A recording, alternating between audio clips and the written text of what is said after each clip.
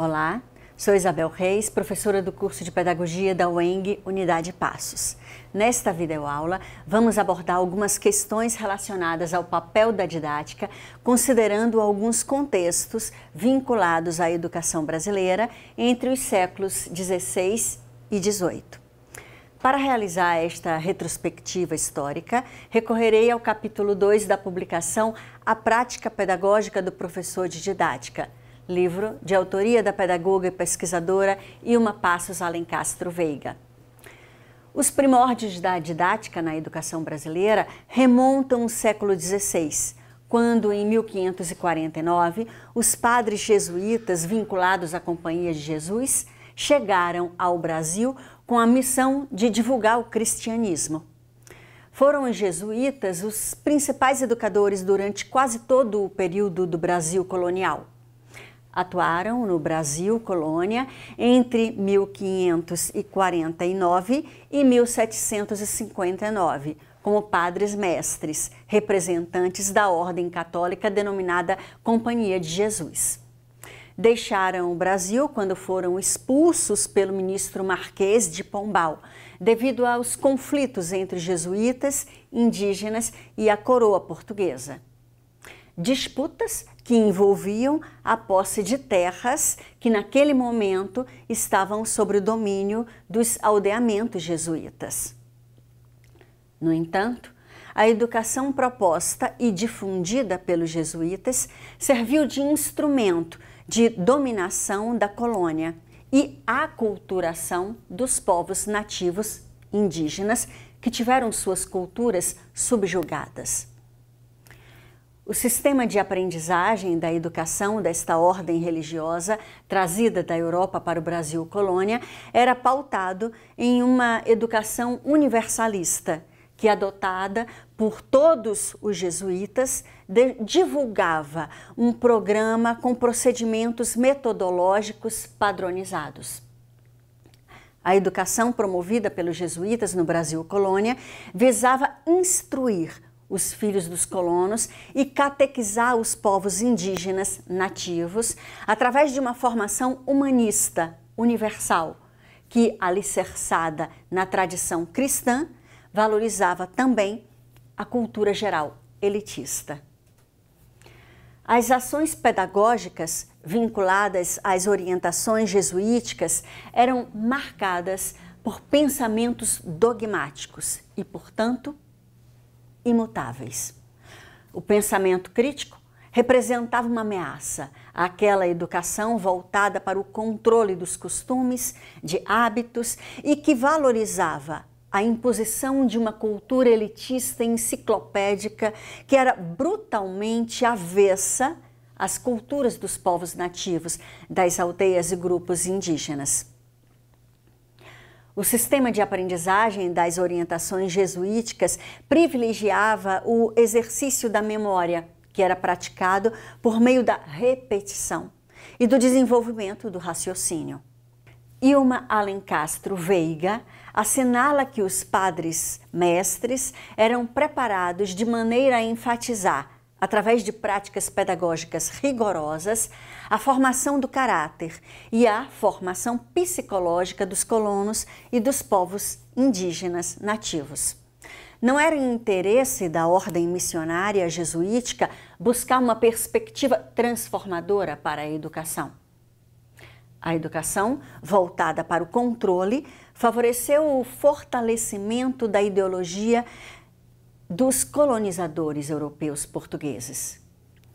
Segundo Ilma Passos Alencastro Veiga, a educação destinada aos filhos dos colonos sustentava-se em pressupostos didáticos que enfocavam instrumentos e regras metodológicas voltadas para o estudo privado e cabia aos padres mestres que ministravam as aulas expositivas prescrever a matéria, os conteúdos e o horário de estudo.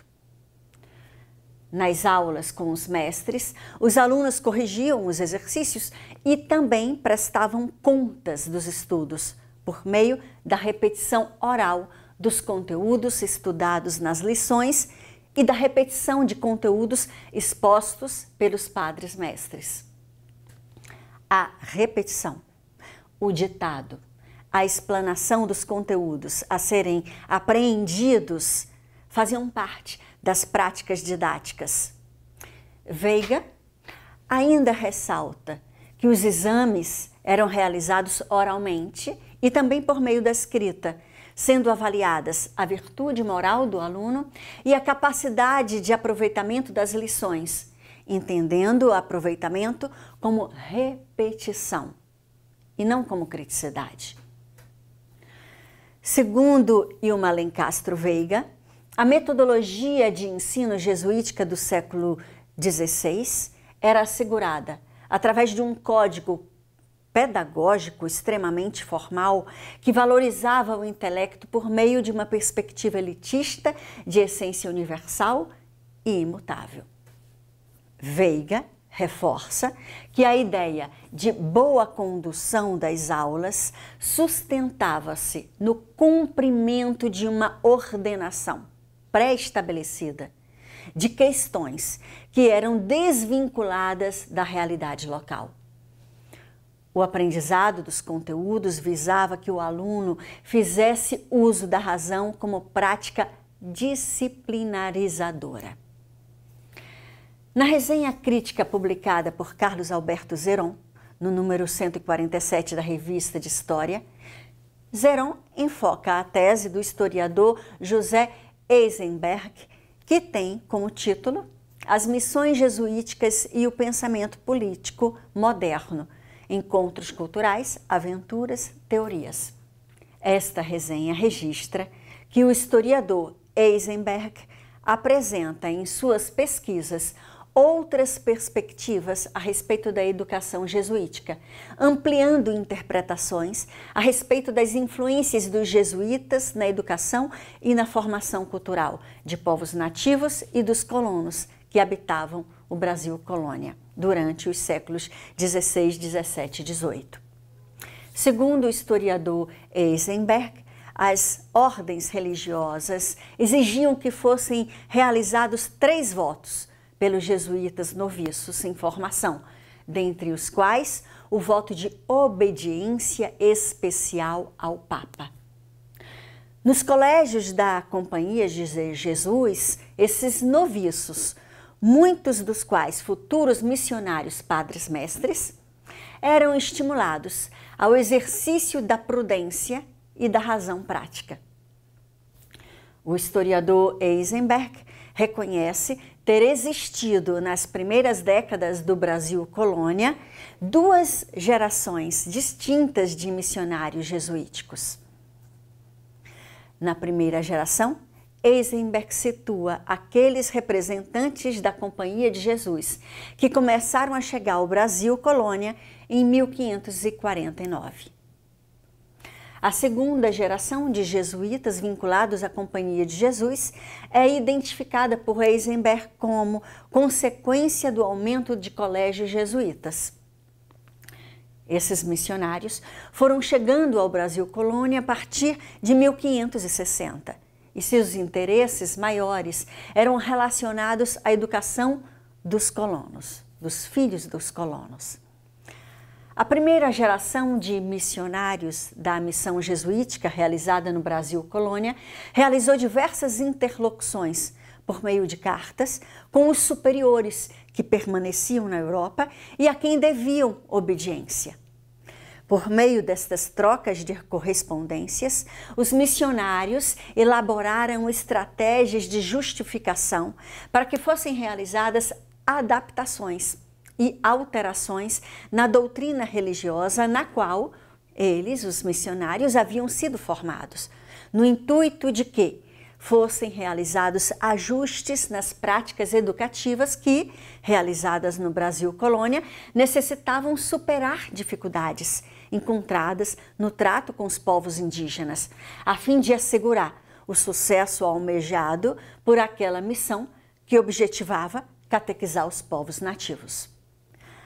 A prática da razão voltada para salvaguardar a moral cristã, aliada ao exercício da prudência, são alguns aspectos que caracterizam a formação dos jesuítas missionários da primeira geração, isto é, aqueles jesuítas que chegaram no Brasil colônia a partir de 1549.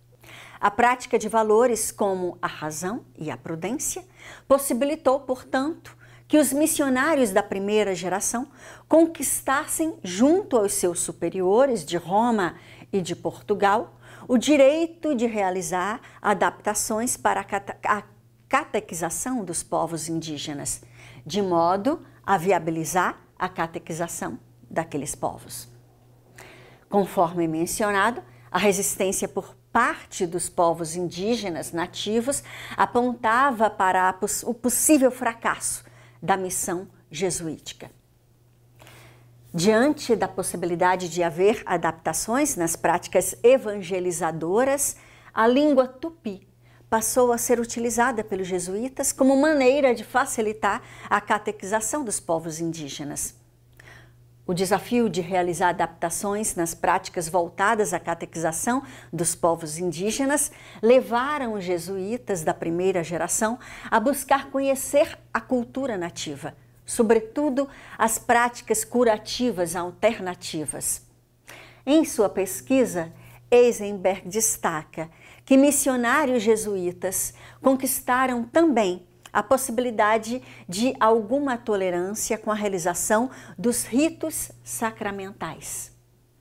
Medidas estratégicas para que a missão da catequização dos povos indígenas conseguisse ser efetivada com êxito pelos jesuítas.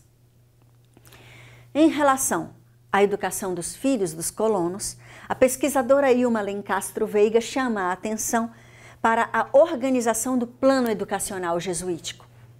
A diversificação de disciplinas isoladas e a transição entre os níveis escolares são algumas das competências atribuídas aos missionários, padres mestres. No entanto, Veiga também reconhece que o organizado sistema educacional jesuíta, altamente controlador, representou uma pedagogia de dominação e irradiação da ideologia dos colonizadores. Com a expulsão dos jesuítas em 1759 pelo Marquês de Pombal, a estrutura de ensino do Brasil colonial foi fortemente abalada.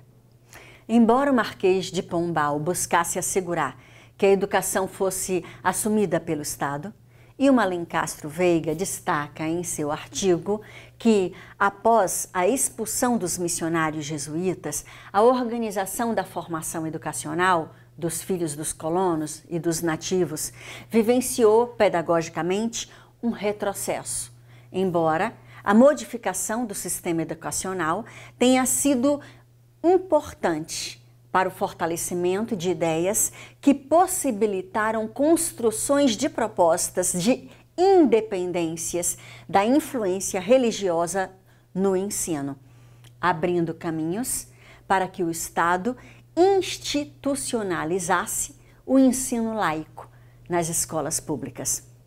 Fato que representou importantes avanços para o sistema educacional brasileiro.